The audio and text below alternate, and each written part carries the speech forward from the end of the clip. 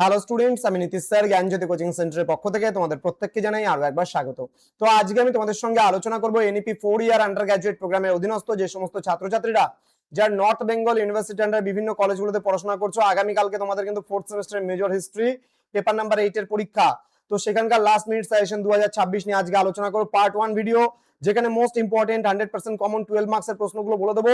যা বলবো তাই আসবে পরীক্ষায়, ধৈর্য ধরে শেষ অবধি ভিডিওটি দেখো, অবশ্যই 100% কমন পাবে। রাইজ অফ মডার্ন ওয়েস্ট তোমাদের রয়েছে এই পেপারটিতে। যারা এখনো চ্যানেলটিকে সাবস্ক্রাইব করনি, সাবস্ক্রাইব করে পাশে থাকা বেল আইকন অল প্রেস করে দেবে, যাতে নেক্সট টাইম থেকে কোনো ভিডিও আপলোড করলে তার নোটিফিকেশন তুমি সবার আগে পেতে পারো।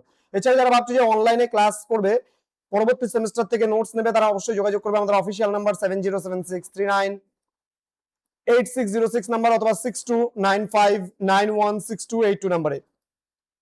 তোমাদের টোটাল কোর্স ফি রয়েছে তোমাদের এই সাধ্যের মধ্যে জাস্ট 1199 রুপিস রয়েছে পুরো সেমিস্টার অল সাবজেক্টের course fee.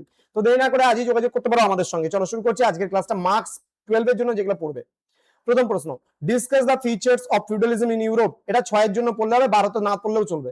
Next, discuss the debates on transition from feudalism to capitalism. এই কোশ্চেনটা খুব ভালো করে পড়বে।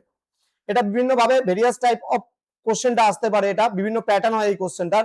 যেমন critically analyse the various theories regarding the transition from feudalism to capitalism, transition debate বলি আমরা যেটাকে। Analyse the role of long distance trade and demography in the transition from feudalism to capitalism in Europe. ভালো করে পড়বে। এক same question, এই 2 number কোশ্চেনটাই 4-5 ভাবে আসে কিন্তু। হ্যাঁ, নেক্সট বলছে 3 নাম্বার কোশ্চেন, এটাও কিন্তু অর দিয়ে এই কোশ্চেনটার মধ্যেই কিন্তু ঢুকবে। ঠিক আছে, এই কোশ্চেনটা এর মধ্যেই ঢুকবে।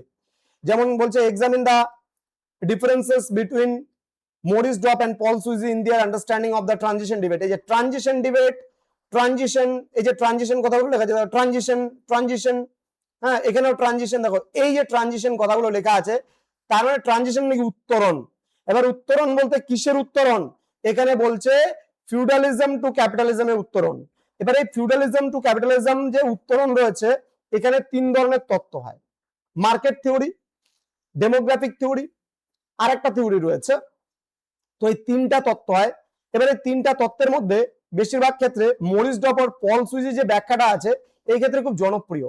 সেই কারণে অনেক সময় কিন্তু এদের মতামতটা দিয়ে ট্রানজিশন ডিবেটটা আলোচনা করতে বলে। Next, critically examine the price revolution in the context of 16th century European economy. Very important questions. Transition debate অথবা তোমার হচ্ছে প্রাইস রেভলিউশন, কোশ্চেনটা কিন্তু আসবে পরীক্ষায়, ভালো করে পড়বে। Next, what was the historical background of the influx of American silver which ultimately paved the way for origin of price revolution in Europe? এবার এটাও কিন্তু প্রাইস রেভলিউশনারি প্রশ্ন, একটু ঘুরিয়ে দিলে এই প্রশ্নটা প্রায় একই রকমের প্রশ্ন। এটাও কিন্তু প্রাইস রেভলিউশনের প্রশ্ন, এর মধ্যে ইফেক্টটা দিতে বলছে। তাহলে দেখো প্রাইস রেভলিউশনের উপরে এই 3টা প্রশ্ন কিন্তু দেওয়া হয়েছে। এই 3টা প্রশ্ন থেকে একটা প্রশ্ন কিন্তু প্রাইস রেভলিউশনে আসতে পারে, খুব একটা চেঞ্জেস নয়, বেসিক কিছু সামান্য পরিবর্তন আসে। Next, critically discuss the shift of economic balance from Mediterranean to the Atlantic ocean. মানে ভূমধ্য সাগর থেকে আটলান্টিক মহাসাগরের দিকে যে অর্থনৈতিক যে ব্যালেন্স মানে ভারসাম্য, সেই ভারসাম্য যে শিফট বা পরিবর্তন হয়েছিল সেটা সম্পর্কে লিখতে বলেছে। Very important questions. Okay, next, do you think humanism was the offspring of Renaissance in the modern Europe? এটা হালকার উপর দিয়ে পড়ে নিতে পারো। Next, examine the origin and impact of the European Reformation in the 16th century. এটাও হালকার উপর দিয়ে দেখবে। নেক্সট বলছে discuss the nature and development of humanism in Italy. এটাকেও হালকার উপর দিয়ে দেখতে পারো মোটামুটি। নেক্সট বলছে what were the main features of the Renaissance. Very important, আসবেই পরীক্ষা এমন ধরনের প্রশ্ন। Explain the social roots and effects of Renaissance of European society. এটা হালকার উপর দিয়ে কিন্তু দেখতে হবে। নেক্সট রয়েছে discuss the process of the emergence of state system in Europe with special reference to Spain and France. এটা হালকার উপর দিয়ে দেখবে। নেক্সট রয়েছে define Reformation, what were the principal ideas of Martin Luther. ভালো করে দেখতে হবে। নেক্সট বলছে discuss the primary motives behind early colonial expansion and the role of the European voyages in the 15th and 16th centuries। এটা হালকার উপর দিয়ে দেখতে পারো। Next, explain the social and economic roots of the Renaissance with specific references to the Italian city states. এটা হালকার উপর দিয়ে দেখতে পারো।